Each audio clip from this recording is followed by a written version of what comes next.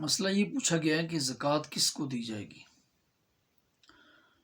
تو یہ اصول سمجھ لیں کہ شریعت کی اصطلاح میں یہ کہا جاتا ہے کہ زکوٰۃ اپنے اصول اور فروع کو نہیں دی جائے گی۔ اصول یعنی اپنے سے اوپر والے، باپ دادا پردادا، اس طرح سے والد کی طرف سے، اور اسی طرح سے والدہ کی طرف سے والدہ کو، اور نانی نانا اور ان کے آگے والدین، یہ کہلاتے ہیں اصول۔ اور فروع کہلاتے ہیں آدمی کی اولاد، بیٹے بیٹیاں، پوتے پوتیاں، نواسے اور نواسیاں۔ یہ اصول اور فروع، یہ دو یوں سمجھے ان کو قواعد آپ کہہ لیں کہ ان کو زکوٰۃ نہیں دی جاتی، یہ قاعدہ سمجھ لیں اچھی طرح سے۔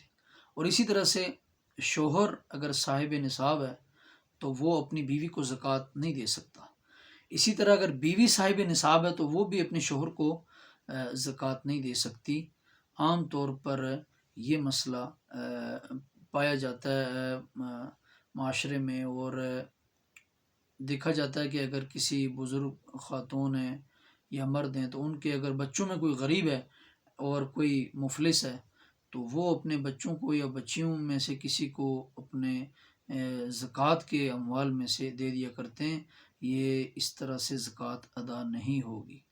اسی طرح سے دوسرا مسئلہ یہ پوچھا گیا ہے کہ فدیہ کس کو دیا جائے۔ تو یاد رکھیں کہ فدیے کے بارے میں بھی یہی اصول ہے۔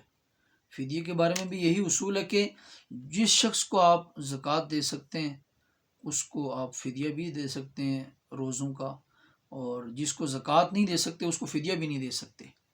اور ایک تھوڑی سی اور وضاحت کہ اگر آدمی کے چچے ہیں یا اور اسی طرح بہن بھائی ہیں تو ان کو زکوٰۃ دی جا سکتی ہے۔